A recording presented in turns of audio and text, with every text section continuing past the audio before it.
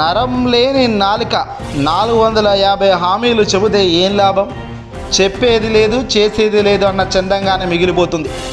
ఇదే పరిస్థితి ఆంధ్ర రాష్ట్రంలో తెలుగుదేశం పార్టీ అధినేత మాజీ ముఖ్యమంత్రి నారా చంద్రబాబు నాయుడుకు అచ్చం ఇదే దెబ్బ తగిలింది. నోరుంది, నరం లేని నాలుక ఉంది, వయసు పైబడిన బుద్ధి మాత్రం పెరగలేదు అనడానికి చంద్రబాబే నిదర్శనం.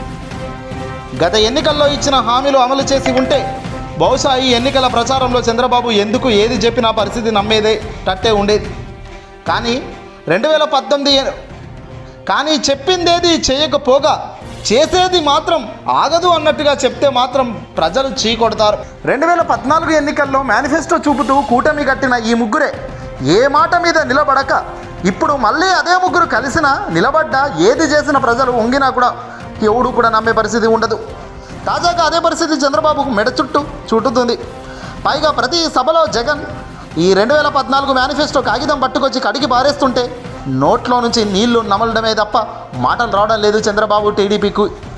ప్రస్తుతం మొన్నటి వరకు ఉచితాలు ఇస్తే రాష్ట్రం శ్రీలంక అయిపోతుంది, అప్పులపాలైపోతుందని విమర్శించిన ఈ చంద్రబాబు అండ్ కో ఇప్పుడు ఎన్నికలు రాగానే లెక్కనేలని ఇష్టం ఉన్నట్టుగా లెక్కలు లేనన్ని ఉచితాలు ప్రకటించడం వెనుక ఉద్దేశం ఏంటో ప్రజలు ఆలోచన చేయాలి.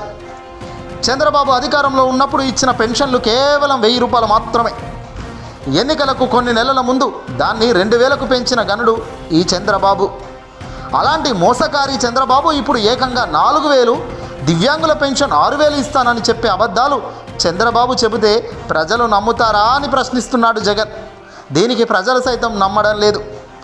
మొన్నటి వరకు వాలంటీర్లు అంటే గోన సంచులు మోసేవారని, ఇంట్లో ఎవరూ లేనప్పుడు వెళ్ళి తలుపులు తట్టి మహిళలను వేధిస్తుంటారు అని తప్పుడు మాటలు మాట్లాడిన ఈ చంద్రబాబు ఈ ఎన్నికల వేళ వారిని మచ్చిక చేసుకునే కొత్త నాటకాన్ని తెరలేపి మళ్ళీ మేమొచ్చాక వాలంటీర్లు ఉంటారు అంటూ ఊదరగొట్టే మాటలు మాట్లాడుతున్నాడు చేప మాదిరిగా. మళ్ళీ అధికారంలోకి వస్తే వాలంటీర్లను కొనసాగిస్తానని, వారి వేతనం ఏకంగా రూపాయో 2 రూపాయలో కాదు 10,000 రూపాయలు పెంచుతాను అంటూ హామీ ఇస్తున్నాడు. ఈ చంద్రబాబు రాజకీయ అవకాశవాది వైఖరి చూస్తే క్షణానికి రంగు మార్చే ఊసరవెల్లి సైతం సిగ్గుపడుతుందని ఇటీవల ముఖ్యమంత్రి జగన్ చెప్పుకొచ్చారు. ఇవే కాదు చంద్రబాబు నైజంలు అనేకం ఉన్నాయి. ఇటీవల చంద్రబాబు సూపర్ 6 అంటూ చేస్తున్న హామీలు చూశాక ఆయన ఇదివరకు చెప్పిన హామీలు ఏమయ్యాయి, మరి వాటి మోసాలకు తగ్గ ఫలితం ముందు మా ప్రజల నుంచి తీసుకో, ఆ దెబ్బలు తగిలించుకున్నాక మళ్ళీ కొత్త హామీలు ఇవ్వు అంటున్నారు ప్రస్తుత జనాలు. నోరుంది, నరం లేని నాలుకుంది, ఏదైనా చెబుదాము ఏదైనా మాట్లాడతామంటే వినేవాడేమైనా వెర్రివాడా అని అడుగుతున్నాను.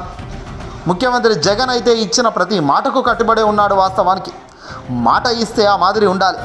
చేసేవే చెబుతున్నాడు, చెప్పండి చేయలేకపోయింది చెప్పను చెయ్యను అంటున్నాడు. ఇలా ఈ నమ్మకం ప్రజల్లో బలం ఎంతో పెంచుతుంది. జగన్కు ఇప్పుడు అది చాలా ప్లస్ కూడా అయింది. అందుకే ఈసారి కూడా జగన్ వెంటే నడుస్తున్నది కేవలం ఈ నమ్మకం అనే బిగ్ వర్డ్కు తాను కట్టుబడి ఉండడం, విలువలు విశ్వసనీయతతో కూడిన రాజకీయాలకు తాను మొగ్గు చూపడమే కారణం.